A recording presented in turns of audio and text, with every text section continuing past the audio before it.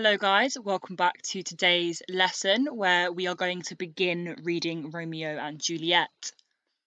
As always, can you begin by copying down your title, date and learning objective?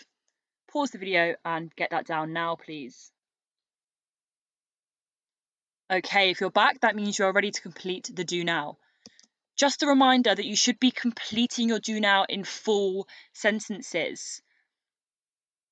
The reason for this is that the do now can form some really good revision and recap, but only if it's in full sentences and it makes sense.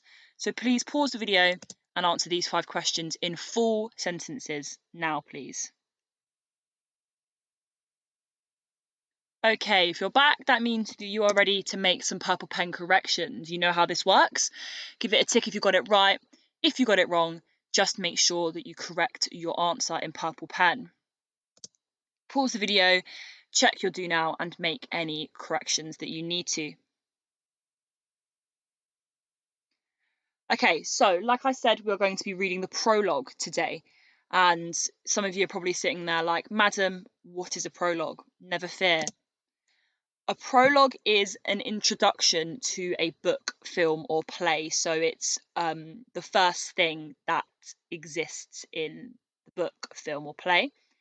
And the word prologue stems from the Greek word prologos, which, if you cut it in half, it means before word. In Romeo and Juliet, the prologue is spoken by a chorus who function as the narrator for the text. They aren't involved in the action, but rather they exist on the outside of the action and give us some additional information and insight. The prologue in Romeo and Juliet is very important because it sets the scene for the rest of the play, but it also tells the audience, and in our case the reader, what is going to happen in the play. Can you pause the video now and can you copy down the 2 red points here, please? Okay, if you're back, that means you have these 2 red points written down. And now we are going to read the prologue. So, reading Shakespeare can be quite challenging because the language is unlike the language that we use, write and read today. As we go into the different scenes, I'm going to be reading the text very, very slowly and explaining some new terms and some new ideas as we go through. I'm not going to do that with the prologue today for 2 reasons. Number 1, I want to test how well you can read Shakespeare after your studies of Shakespeare plays in Year 7 and Year 8. And number 2, I have got a task for this lesson that is going to use questions to prompt your understanding of every single line in the prologue. So for today's lesson, there's no need for me to go through it in too much detail. So let's read the prologue. 2 households, both alike in dignity, in fair Verona, where we lay our scene, from ancient grudge break to new mutiny, where civil blood makes civil hands unclean. From forth the fatal loins of these 2 foes, a pair of star-crossed lovers take their life, whose misadventured piteous overthrows doth with their death bury their parent strife. The fearful passage of their death-marked love, and the continuation of their parents' rage, which but their children's end naught could remove, is now the 2 hours' traffic of our stage, the which, if you with patient ears attend, what here shall miss, our toil shall strive to mend. So, you might already be thinking that you know some of the events that are going to take place in the play, or some of the characters, or some of the situations that we're going to find them in. We're going to look at that in detail in a minute. But before we do so, it's really important that we understand the form of the prologue, the form that this information takes place in. So, the prologue is 14 lines long, first of all, and this makes it a sonnet, which is a kind of love poem. And we're going to look at this throughout our study of poetry in GCSEs. And Shakespeare often uses sonnets in his text throughout the play, kind of embedded within the action. And they are often used to signal something that's important. There is also a rhyme scheme. Now, this is the rhyme scheme that the prologue follows. A, B, A, B. So the letters A signify lines that share a rhyme, so dignity and mutiny, and then letters B signify lines that share a different rhyme, seen and unclean. This rhyme scheme here forms one stanza. We're going to look at the different stanzas in a minute. So we have the 4 lines to be one stanza. And then the rhyme scheme repeats itself again. So for example, we have foes and overthrow. So if I was to mark it, I would make it C and C. And then we have life and strife, and that would be D and D. And then that forms stanza 2. Just a reminder that a stanza is a verse of poetry. And then here we have the same thing again. So we would have love here, and then you'd mark remove with the same. And then we have rage and staged. And that forms a 3rd stanza. Whoops. And then at the end of the text, just here, we have a 2-line rhyme. And you should all know that that is known as a rhyming couplet. That forms a 4th stanza. The reason that I decided to mark those out for you is because I want you to be in the habit of identifying a rhyme scheme in a text, and it's something that we're going to do looking at Shakespeare and looking at poetry. So I just wanted to model that process for you. So the other thing to notice is that the prologue is written in what we call iambic pentameter. And that means that each line is made up of 10 syllables or beats. So the idea is that you read a line and it should count out 10 syllables. So, for example, let's take this first line here. To house holds both alike in dignity. I'll do that again. To house holds both alike in dignity. What I would like you to do is pause the video now, say those lines out loud, and on your hands count the 10 syllables. So you should have counted those 10 syllables, and each line follows the exact same pattern of 10 syllables.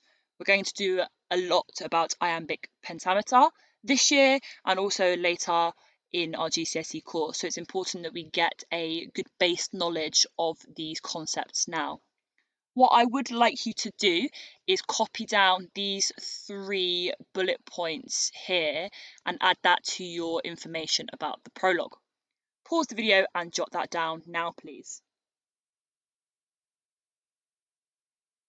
Okay, so before we get into analysing and explaining each individual line in the prologue, I would like you to either copy this table into your books, or if you would like, you can open the copy on Show My Homework and copy that into your Word document for today's lesson. I don't mind which of these you choose, as long as I see it when you submit your work at the end of the lesson. So pause the video now and copy it into your books if you would like, or open a copy on Show My Homework. Okay, so what we're going to do is we're going to look at each stanza in turn, and then we're going to break it down even further and look at each individual line. If you have a good understanding of the prologue, it's going to make your understanding of the text much better. So, this is the first stanza, the first verse of the prologue. Two households both alike in dignity, in fair Verona where we lay our scene, from ancient grudge break to new mutiny, where civil blood makes civil hands unclean.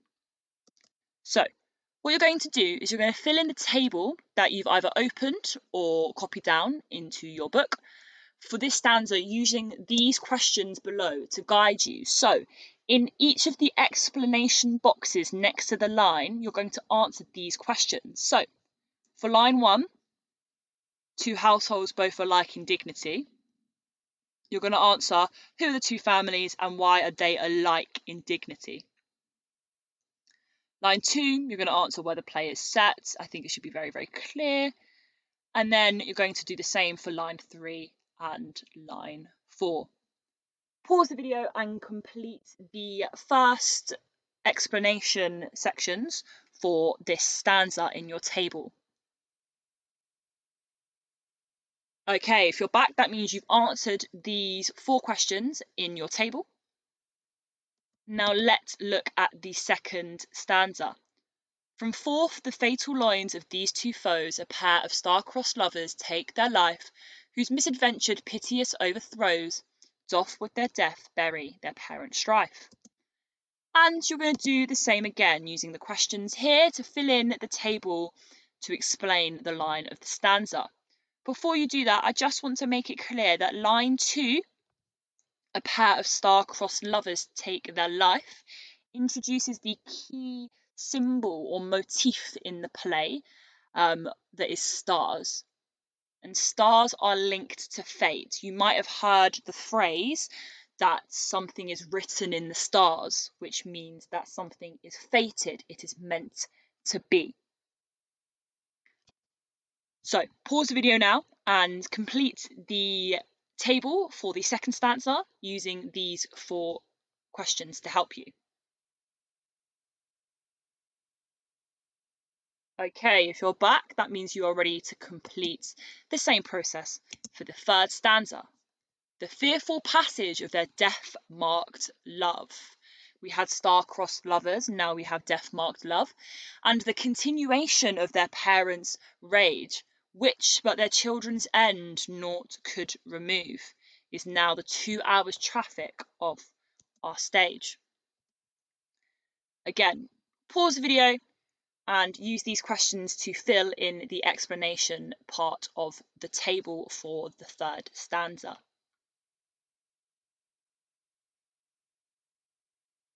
Okay, and finally, let's look at our rhyming couplet.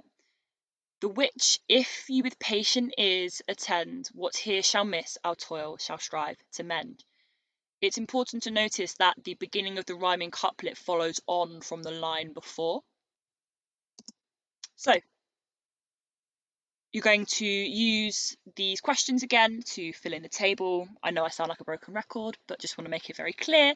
And after you've done that, your challenge task, which we should all engage in because we should all want to challenge and make ourselves better, is to write a sentence explaining the significance of Shakespeare ending on a rhyming couplet.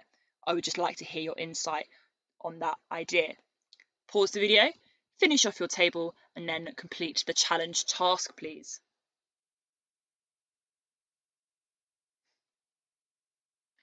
Okay, if you are back, that means that you are ready to submit your work.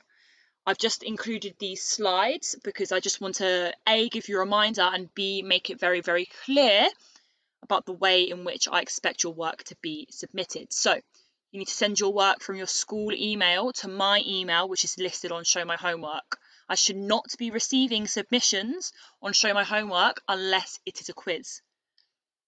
The subject of your email should look like this: English lesson, and then the number of the lesson, and then the date. So for example, English lesson 1, the 25th of the 1st, 2021.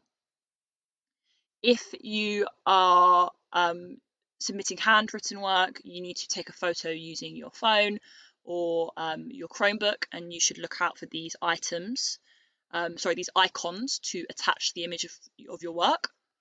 And if you're submitting a computer document, you need to open Outlook, and there should be an attach button where you can attach a document that has been saved. Remember to make sure you save the document as something that is memorable and clear, so you can refer back to this work if you need to. Make sure you submit the work, and when you've done that, you can go and get on with your next tasks, and I will see you in the next video.